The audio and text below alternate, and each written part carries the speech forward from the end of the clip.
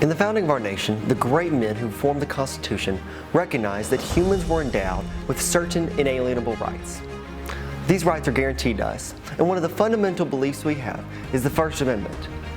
In the First Amendment, the people are guaranteed the right to peaceably assemble and petition their government for a redress of grievances. The right to protest injustice is sacred to America. When this liberty is violated, as during the brutality of the Civil Rights era showed, Americans recoiled at the oppression and joined cause with the great leaders like Martin Luther King Jr. and John Lewis. However, there has become a concerted attempt in the past few months to conflate protest with criminality and violence with peace. Since May, America's major cities have become epicenters of rioting and looting. These riots have costed taxpayers and citizens billions of dollars in damages. In Minneapolis alone, the total cost of these riots could amount to a whopping $500 million in total. In terms of property damage and looting, these criminals have caused businesses in Minneapolis to lose a total of $55 million.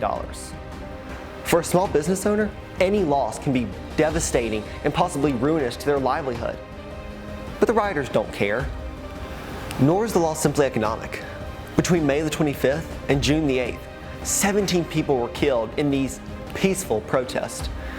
These were mothers, fathers, brothers, and sisters who were killed in needless violence. A total of 700 law enforcement were also injured in the same time period. In New York City, Bill de Blasio cut the police budget by $1 billion. After this decision, the unfortunate inevitable followed. Auto thefts increased by 52%, burglaries by 118%, murders by 30%, and shootings by 130%.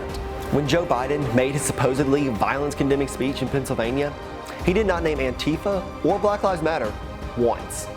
He made a generalized statement on how violence and burning is bad and wrong, yet he did not specifically call out the organizations that are behind such violence.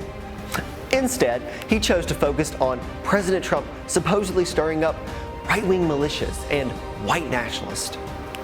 White nationalists are evil, and they are responsible for most of the hate crimes in America. But the riots and destruction of America's cities are not being perpetrated by white supremacists.